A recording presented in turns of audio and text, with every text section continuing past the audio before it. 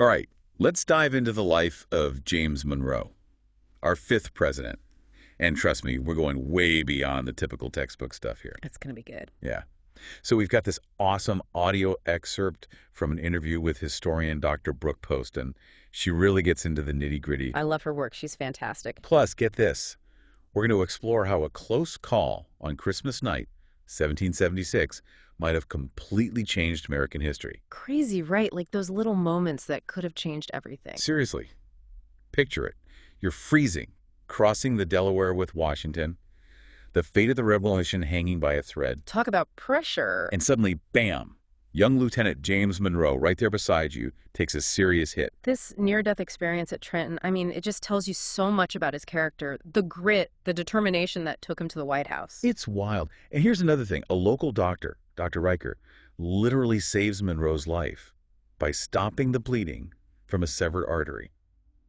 Think about it. What if that hadn't happened? It's mind-blowing, right? Like the butterfly effect in history.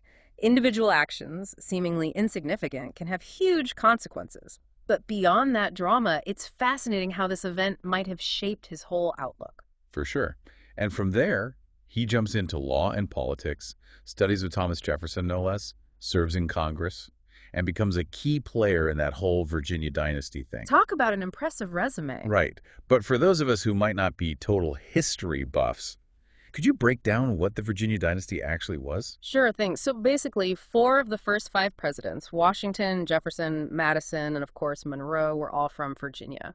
They shared a strong belief in Republican ideals, limited federal government, agrarian values, that kind of thing. Their influence on early American politics was huge. Okay, so it was like a powerhouse political circle, and Monroe came right out of it. But he wasn't just a domestic politician. He was thrown into major diplomatic roles, dealing with some tricky situations in France and Britain. Oh yeah, he had his hands full with those European powers, especially back then, with the world dominated by empires. Navigating those relationships took serious skill. And those experiences. They really shaped his understanding of foreign policy and all the balancing acts America had to pull off on the world stage. Now, let's get into something that sounds way more positive. The era of good feelings. It's a catchy name, but history tells us things weren't quite as harmonious as they seemed. What was really happening beneath the surface? Well, the phrase itself is pretty ironic, to be honest. Really? How so? It actually comes from a Federalist newspaper praising Monroe after a New England tour, almost like they were acknowledging their own party's decline. Wow, a backhanded compliment for the history books. So even with this supposed good feeling floating around, there was still plenty of political maneuvering going on. Oh, absolutely. The Federalist Party was fading, but that didn't mean the end of rivalries or disagreements. In fact, factions within Monroe's own party, the Democratic Republicans, started to emerge. So even though Monroe was aiming for a post-partisan America, it seems like that was never really going to happen. Yeah, that clash between idealism and reality, it's a recurring theme in Monroe's presidency. Trying to uphold those lofty Republican ideals while navigating the nitty-gritty of actually governing a brand new nation. And speaking of those Republican ideals, Monroe wasn't content to keep them just for America.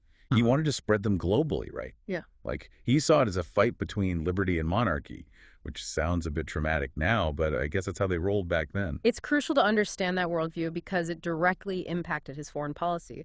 Supporting those Latin American revolutions, for example, was a huge deal for him. And looking back, it kind of foreshadowed his most famous policy, the Monroe Doctrine. Right. And speaking of his time, the world was going through some major changes.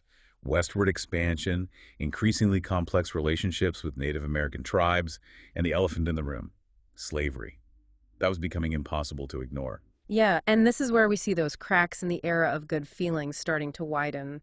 America's growing pains, they were becoming harder and harder to ignore. And nothing shows that better than the acquisition of Florida. You've got Andrew Jackson, war hero, basically waltzing in and taking over Florida with, shall we say, loosely interpreted orders from Monroe. It's such a fascinating mix of diplomacy and military muscle. Monroe and his Secretary of State, John Quincy Adams, they had their work cut out for them, smoothing things over with Spain, especially with Britain potentially getting involved. So they managed to avoid a potential international crisis.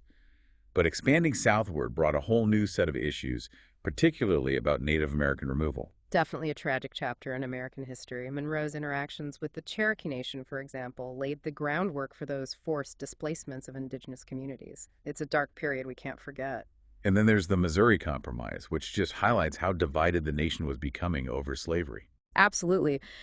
By 1819, deciding whether new states would be slave or free was a powder keg. It wasn't just politics, it was questioning the very core of the nation. So Missouri wanted to enter as a slave state, and that threw everything off balance.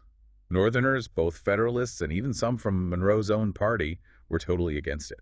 It's a pivotal moment because you see slavery transcending traditional party lines. It becomes the issue, foreshadowing all those intense sectional conflicts to come. And Monroe, desperately wanting to avoid a new anti-slavery party popping up in the North, realized he had to step in. He was terrified of a fragmented nation, split over slavery, vulnerable both at home and on the world stage. So he spends months trying to figure out a compromise, and finally, the Missouri Compromise is born. Mm. Missouri enters as a slave state, Maine comes in as a free state, and they draw that line across the Louisiana Purchase, north of the line free states, south of the line slave states. It was a Band-Aid solution, really. It calmed things down for the moment, but it didn't solve the problem at its root. And it shows a lot about Monroe's priorities. Preserving national unity, even if it meant compromising on something as morally charged as slavery. Which brings up a really tricky point. Here's Monroe, this champion of liberty, trying to hold the nation together. But he was also a slave owner himself. How do we even begin to reconcile those two things? It forces us to confront a tough reality. Even those who fought for liberty often benefited from systems that denied it to others. It's uncomfortable, but understanding that complexity is key to really understanding history. Definitely a lot to think about. It leads to a bigger question, too. How do we reconcile those ideals of liberty and equality with the reality that America was built on a foundation of slavery? That's a question historians and really all Americans are still wrestling with. No easy answers there. But by trying to understand complex figures like James Monroe, we can get a more honest and nuanced perspective on our past. And that's what this deep dive is all about, right? Peeling back the layers, going beyond the surface, getting into the heart of what makes history so fascinating. We've talked about the Missouri Compromise, but let's go a little deeper into Monroe's stance on slavery. It's interesting, isn't it?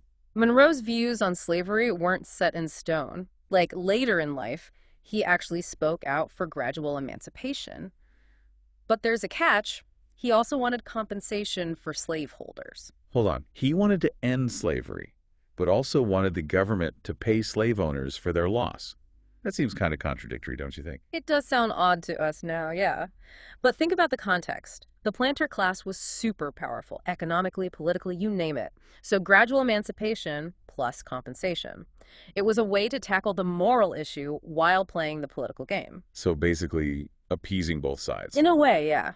Upholding liberty while keeping the nation together. But you're right, it raises some tough ethical questions. It makes you wonder if that plan, even if they went through with it, would have really solved anything or just kicked the can down the road. Exactly. It's those historical what-ifs that keep us thinking. We can analyze the motives, the political pressures, all that, but we'll never know for sure. Okay, so Monroe's wrestling with slavery, reflecting how complex things were back then. But then there's the American Colonization Society. They wanted to send freed slaves to Africa, specifically Liberia. Where does that fit into the picture? The American Colonization Society. Now there's a fascinating case. Their motives were all over the place, and their actions had huge consequences. Some truly believed they were doing good, giving freed slaves a better life, free from the racism and discrimination they faced here. But sending them to a whole other continent, a place with no connection to their lives, doesn't that just reinforce the idea that Black people could never truly belong in America? You hit the nail on the head. That's exactly the criticism then and now. It ignores their culture, history, those deep roots they'd built here. It just shows you, even with good intentions, solutions can backfire and even cause more harm. And it's especially jarring when you think about Monroe's whole republicanism thing. America as this beacon of liberty. Yet, he backs a policy that basically says Black people can't be full citizens, can't shape their own destiny in the nation he helped create. Wow, so much to unpack here. A president, forward-thinking yet stuck in his time, all about liberty but unable to break free from slavery. It's a lot. That's the beauty of history, right? We're not dealing with saints and villains, but real people shaped by their times, making impossible choices. For sure. And Monroe's story, It's a reminder that judging the past by today's standards can be tricky. Totally agree. It's about understanding the context, the pressures, the options they had, and what came of those choices. Okay, so we've explored some of the tougher aspects of Monroe's legacy, but even with those contradictions, his presidency saw a lot of growth and change for the nation. What were some of his big wins domestically? Well, like we mentioned before, the era of good feelings wasn't just political, it was a time of relative prosperity and expansion, too. Right, and I remember you talking about his focus on internal improvements. Exactly. Monroe was all about infrastructure, roads, canals, transportation networks connecting different parts of the country, boosting commerce, strengthening national unity. He saw it all as vital. Interesting. Sounds like he was laying the groundwork for the interconnectedness that would become so important as the nation expanded westward. You got it. His focus on infrastructure was ahead of its time. It's like he predicted those later investments in railroads and telegraphs that would totally change the American economy. He was also a big supporter of the National Bank, wasn't he? He was. He saw it as crucial for stabilizing finances and promoting economic growth, though, of course, not everyone agreed with him on that. I can imagine that put him at odds with some in his own party who favored a more decentralized banking system. Absolutely. But having witnessed those financial struggles during the War of 1812, Monroe was convinced that a strong national bank was key to keeping things stable and fostering national unity. So domestically, it seems, Monroe's focus was on building a strong, unified nation with a solid economy and interconnected infrastructure. You nailed it. And that vision of a strong, united nation, it carried over into his foreign policy too, especially with the Monroe Doctrine. Okay, let's dig into the Monroe Doctrine. People often see it as this bold declaration of American dominance in the Western Hemisphere. What led to its creation? Imagine this. It's 1823. Latin American nations are declaring independence from Europe, shaking up the world order. Right, and I bet those European powers, especially Spain, weren't happy about losing their colonies. Not one bit. They were just waiting for a chance to jump back in and take control. It created the sense of urgency for the U.S. Monroe and his administration saw the potential for the whole Western Hemisphere to change drastically. And that's where John Quincy Adams, Monroe's Secretary of State, steps in. That guy was a master diplomat, always thinking 10 steps ahead. Adams was crucial, yeah. He brought this realpolitik perspective. It wasn't just about spreading those Republican ideals, it was about protecting American interests and establishing the U.S. as the big player in the region. So you've got Monroe with this grand vision of supporting Republican governments and opposing European interference, and then you have Adams figuring out the strategic moves to actually make it happen. You got it. A powerful duo. Together, they created this bold declaration. The Western Hemisphere is closed off to any more European colonization, and any attempt to mess with those new republics would be seen as a hostile act against the United States. That's a pretty clear message, basically telling Europe to back off and let the Americas do their own thing. It was a major turning point in American foreign policy. The U.S. was stepping onto the world stage and making it clear that it wasn't playing around. But wasn't there a bit of a bluff involved? Did the U.S. actually have the military power to back up such a strong statement at that point? Honestly, no, not really.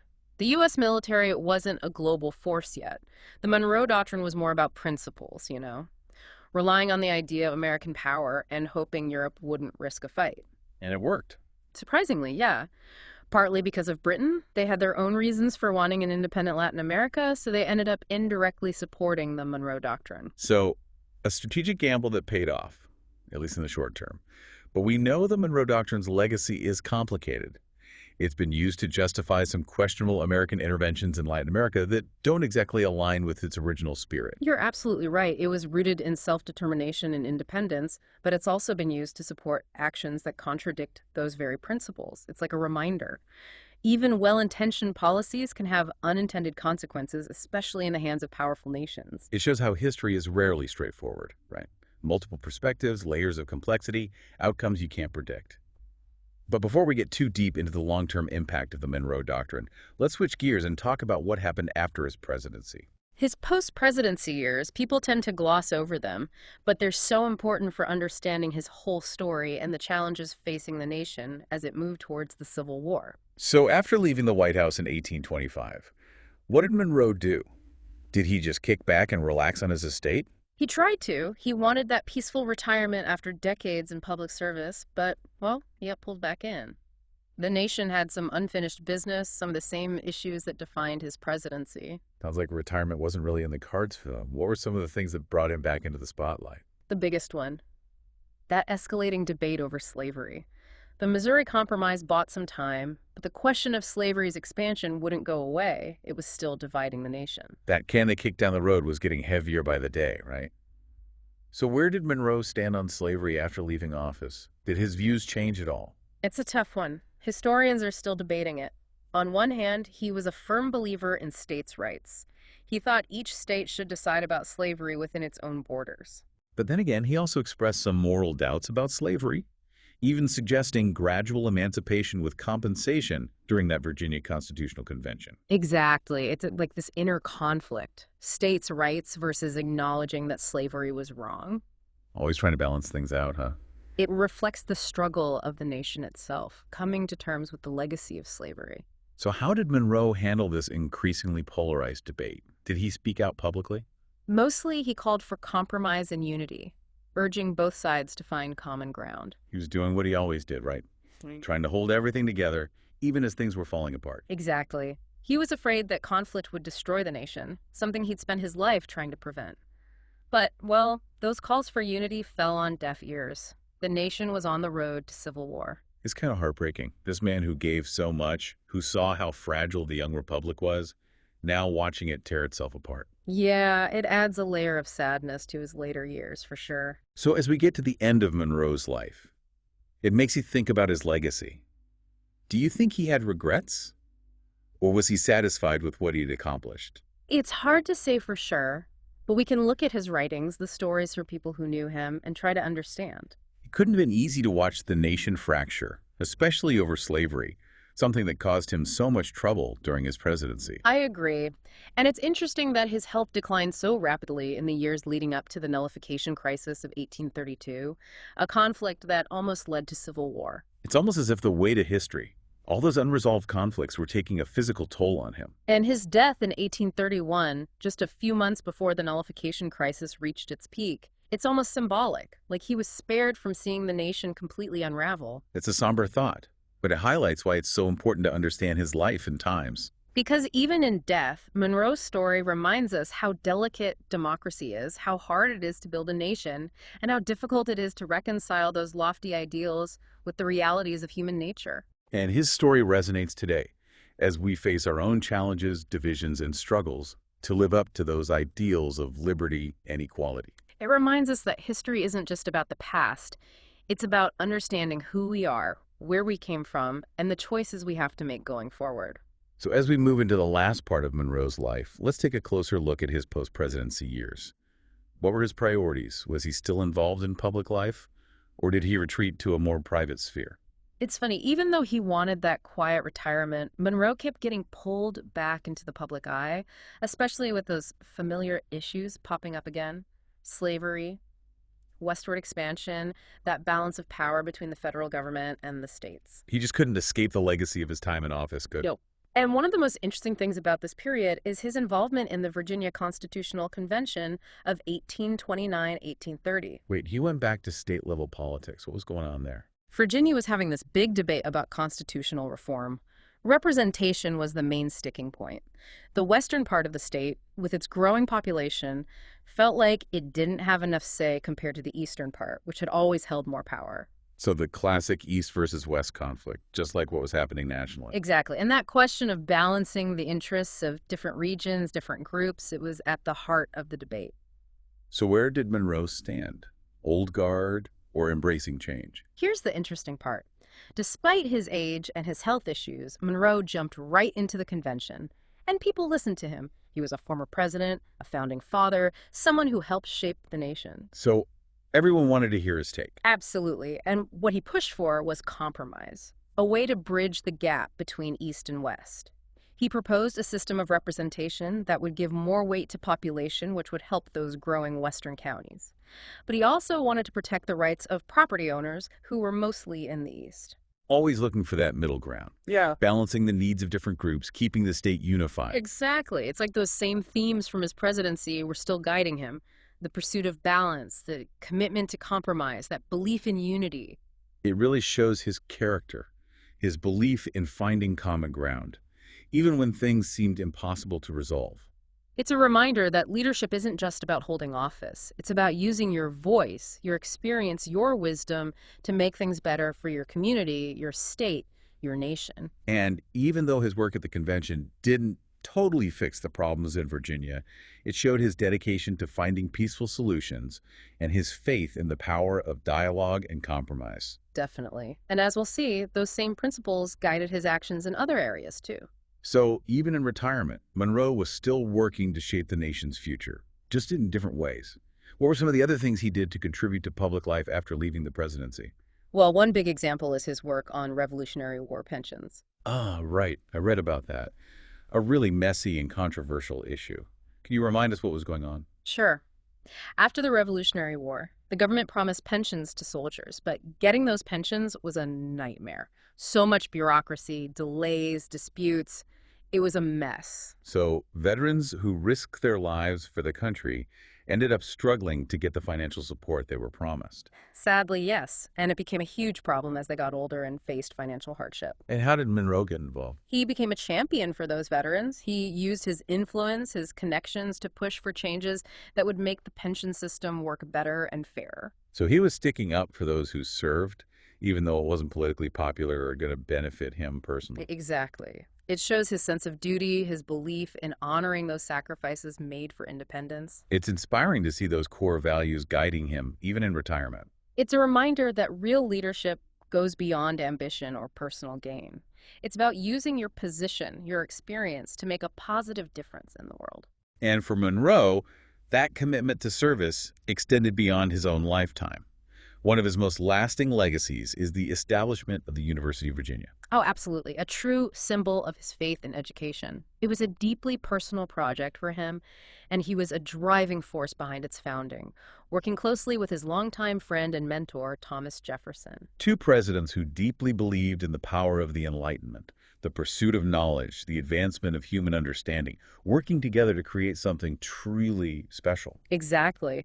They imagined this university as a place to nurture young minds, spread knowledge, and train future leaders. And it's incredible to think that the institution they built is still going strong today, a testament to their vision and dedication to education. It reminds us that the choices we make, the actions we take, they can have a ripple effect that lasts for generations. And it's a fitting legacy for a man who dedicated his life to public service, to building a nation where knowledge, liberty, and opportunity could thrive. So looking back on Monroe's post-presidency years, we see a man who, even with personal struggles and seeing the nation grapple with deep divisions, never stopped serving his country and working for its future. Even with financial troubles and declining health in his later years, he stayed active in public life, fighting for veterans, promoting education, and working to bridge those divides that threaten to tear the nation apart.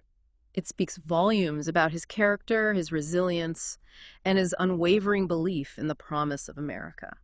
So as we enter the final chapter of Monroe's life, I think it's worth reflecting on what those final years were like.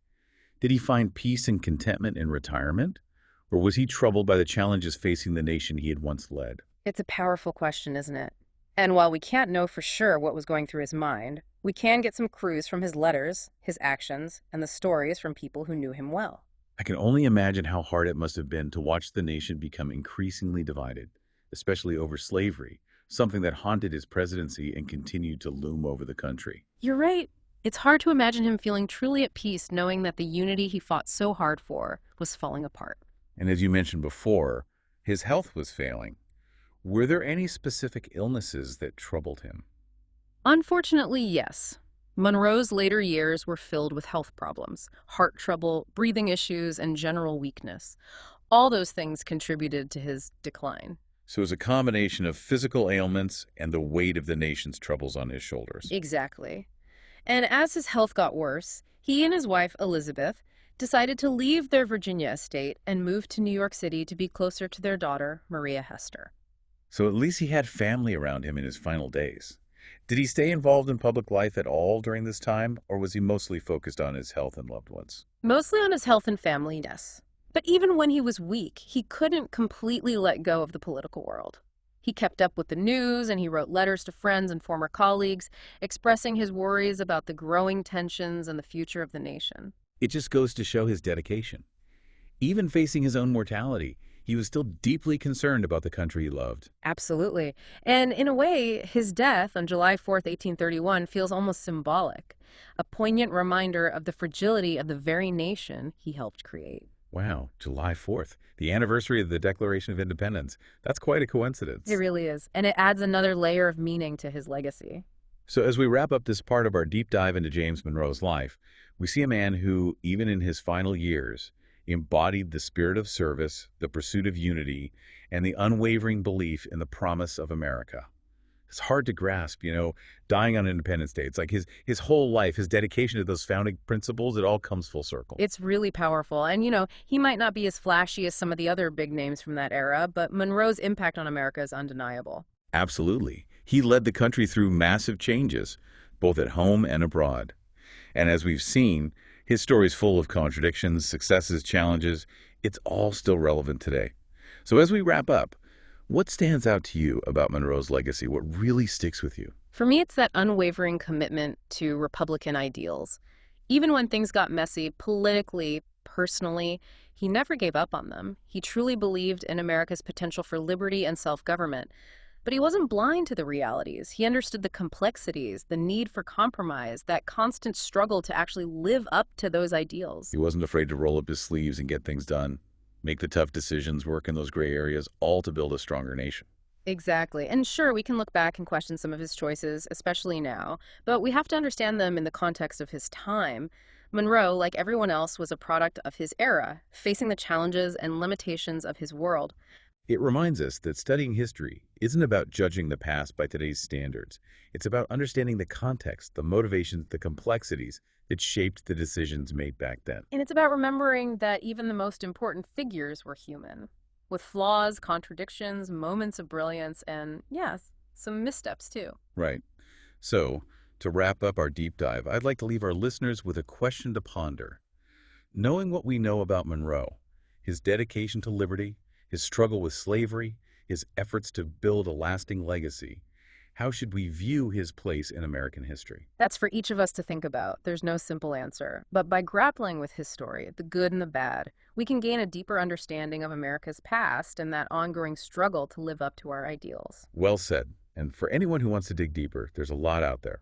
Dr. Poston's book, James Monroe, A Republican Champion, is a fantastic place to start. And of course, exploring primary sources, like letters and speeches, can give you incredible insights into Monroe's own words and thoughts. Remember, history is a conversation. It's always evolving. The more we learn, the more we question, the richer our understanding becomes.